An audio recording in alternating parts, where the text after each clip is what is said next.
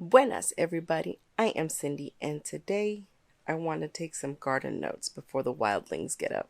I have a terrible memory, and so I wanted to document just little things here and there so that hopefully in the future I can recall and not repeat the same mistakes again. I am told that, you want to remember stuff and not repeat the same mistakes if you can. And so that is the goal. Starting this off is going to be a mistake I made with the humidity domes that I just got. We are in a little bit of hot weather, and I thought I had the trays in a shade, but obviously the sun hit them and it roasted all the little seedlings that came up.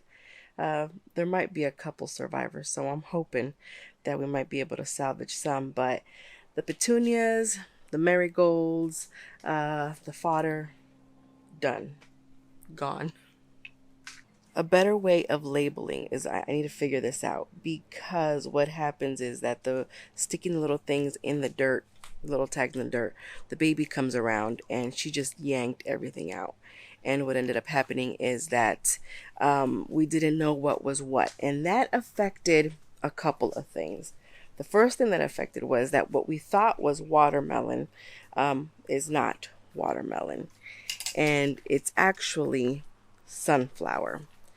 And it seems that this sunflower was planted everywhere in the garden. I wanted to put basil between the tomatoes as well as marigolds, but it turns out that wasn't basil, it was a sunflower. So we have sunflowers everywhere. I thought that if I had the garden beds in here to help me organize and keep things neater and whatnot. And I've come to learn that the garden beds basically have limited how much we can plant in this small little space, in this small little yard. So what I want to do is I don't want garden beds anymore. I want to go with linear rows for next spring, just because I really do feel that I'll be able to get a lot more in here than what I was able to get in with garden beds. So with that in mind, with wanting to have rows instead of garden beds, in the garden bed, in the rows, I need them to be properly spaced, or I'm not sure, but the summer squash and the zucchini, I put them in rows in the garden bed side by side, and it just looks, this is a massive plant, and it's taking over, and it's coming even out of the garden bed and just spilling all over. It's beautiful nonetheless, but I'm not sure if the summer squash has basically beat out the zucchini. I'm looking in there and I'm like, and I don't want to get pricked, but I'm gonna have to figure it out. So yeah, I need more spacing, at least when it comes to the summer squash and the zucchini. I need more spacing between them. When we sprouted the seeds, we sprouted more than what we thought we would need, because my expectation was that one, seeds weren't going to come up, and two, whatever did come up, we were going to somehow end up killing. And the tomato is a very hardy plant, apparently. We sprouted grape tomatoes, we sprouted beefsteak tomatoes, and we put them in the bed. And I arranged them thinking that, some of these are going to die off, and we're going to be fine. But again, the garden bed, I think I would have been able to just do a lot better if it would have been just one long row of tomatoes. And then I was supposed to separate the cherry tomatoes from the beef steak tomatoes, but again, the baby took out the labels and I didn't know what was which. So they all just went in the same garden bed. And the garden bed is it's basically thick. It's very, very thick. And I know that there's some disease that can come up when it's really dense and thick. I'm not too worried about it. As I'm looking at it, there doesn't seem to be any of that going on here. I think that the wind helps a lot in our area. We have a lot of wind here. It's very, very windy. So I think that the wind is basically pushing its way through this plant, which is helping it. Now, if we didn't have all this wind, I think that we would have definitely had some sort of rot and disease in the center point, in the thickest part of the plant. hardening was something that I needed it to do better because I messed up. We planted some carrot seeds and they sprouted and it was doing good. Um, and then we went through the hardening process, but silly me, I rushed it and the carrots didn't make it. All of them except one. One little seedling did make it, and so we have it here, babying it.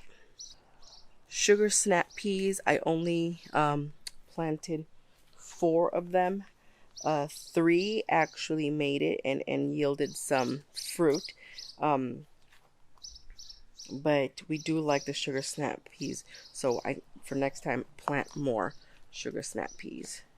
The peppers seem to do better with when I increase the water and and it's warmer weather. Put them in like right at the beginning of spring and it was still a little bit too chilly. Now that it's starting to get warm and the climate has been in the 80s, lower 90s, it's kind of like they feel better. The raspberry bush that we put in when it got transplanted, we had some die off. What was already there started to die off. I don't know if that's because of the transplant, but the stuff that is coming in, it's doing well. It's fine. It's doing good. I decided to try a deep watering, right? Instead of watering a little bit every day, I decided that I wanted to encourage the roots to go down deep. So we would give a good soak and let the water just really permeate the soil and then leave it off. I was doing good soaks about twice a week, and then of course if it would rain, that was extra wonderful. And it seems to have worked just fine. But I am wondering if I do 3 times a week, if that would be better. Another a mechanical failure that we had was that I assumed that because the chickens were staying out of the food pen because of the chicken wire, and that's just about maybe 2.5 feet, 3 feet tall, they're staying out of the food pen just fine. They won't go over the chicken wire. And I assumed that that would keep them out of the herb bed that I have by the door. But that was not the case at all. They are fine. They'll jump up on the herb bed just fine. So definitely stuff in raised that are 3 feet tall raised garden beds that needs to be protected from the chickens because they went at it. Even the rosemary. Then out here in the pasture, this ground is hard. It is hard. Weeds seem to do just fine, but the test patch that I did in throwing down some seed and watering, it didn't take. I suspect the chickens have something to do with that as well. But we did sprinkle wildflowers throughout the whole thing. That also didn't take. And we thought that because we had spread it out and there was all this kind of like dead grass that's basically turned to hay, that would give it some covering. But nothing came up. Nothing came up back here. And it's really hard. It's hard. When it rains, it turns to mud. And I honestly I am at a loss because I know that the fodder that I bought, I can grow it in trays and put it out for the chickens just fine, but I can't seem to get it to try to sprout out here. It just, there's nothing. I don't know if maybe if I soak it and have it turn to mud, and then because when we do water it, we don't over soak. We just like kind of water it and let it get soft and then put the seed down. But I'm wondering if maybe if I throw out some compost out here, and then I throw out the seed and then I cover it with a tarp, so kind of creates like the humid little environment, if that will help it. I don't know. Or I don't know if I just want to keep trying on just keep working the fodder in the trays and giving up on this pasture idea. Something that I wanted to document in the garden patch that I thought was very interesting. First things, we did not pollinate the silk. I know it's recommended that in little patches that you hand pollinate, but we chose to establish a baseline, right? This is all learning for us. So we're establishing a baseline. We did not pollinate the corn. We're letting it do it. Like I said, it's very windy here, so I'm kind of hopeful. Good morning, baby. I'm hopeful that helped. I wanted to document this thing that's happening with one of the ears of corn.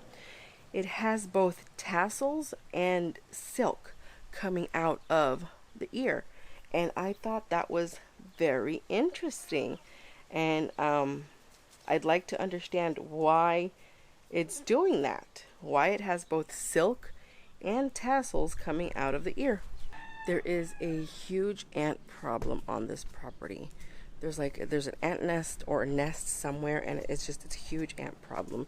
We had to resort to chemical pest control for the house to keep the pests out of the house, because it's really bad. It was terrible. And I see them out in the yard, and I see them crawling on the plants. And there's another baseline. I don't know what the effect is going to be on the plants. If it's so far things still look good, but I am curious to see if they have caused any damage. So taking note of that so we can revisit that in the future.